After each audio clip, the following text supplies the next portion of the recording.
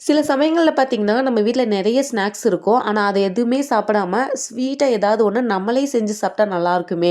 அப்படிங்கிற மாதிரியான தோணல் வந்து என்னைக்காவது ஒரு நாள் தோணும். அந்த மாதிரி ஒரு தோணல் தான் வந்துச்சு. உடனே வந்து கேசரி செய்ய ஆரம்பிச்சுட்டேங்க. இந்த கேசரி பார்த்தீங்கன்னா, என் ஃப்ரெண்ட் ஒருத்தவங்க தான் எனக்கு சொல்லிக் குடுத்தாங்க. ஒரு நாள் அவங்க வீட்டுக்கு நான் போயிருந்தேன். அந்த டைம் வந்து அவங்க வந்து கோயிலுக்கு வந்து பிரசாதம் படைக்கிறதுக்காக சமைச்சுக்கிட்டு இருந்தாங்க. ஸோ, அப்ப வந்து கேசரிய வந்து எப்படி வந்து ஒரு 10 நிமிஷத்துல சட்டுன்னு பண்றதுங்கிறத அவங்க எனக்கு சொல்லிக் குடுத்து தான் நானும் பண்ண ஆரம்பிச்சேங்க. அதுக்கு பார்த்தீங்கன்னா, ஃபர்ஸ்ட்டு நெய் கொஞ்சம் எடுத்துட்டு அதிலேயே நம்ம வந்து முந்திரி திராட்சையை வறுத்தெடுத்து அதே நெய்யில் பார்த்தீங்கன்னா இன்னும் ஒரு 2 டேபிள் ஸ்பூன் போல் போட்டு ஒரு கிளாஸ் போல் ரவை எடுத்துக்கணும். அந்த ரவையை நல்லா பொன்னிறமாக வறுத்துக்கணுங்க. அதே சமயத்திலே பார்த்தீங்கன்னா இன்னொரு பாத்திரத்தில் ஒரு கிளாஸ் ரவைக்கு 3 கிளாஸ் தண்ணி நல்லா கொதிக்க விட்டுறணும். இது நல்லா வறுபட்டதுமே அந்த கொதிக்கிற தண்ணி இதில் மெல்லமாக ஊற்றி நல்லா கிளறி விட்டுறணுங்க.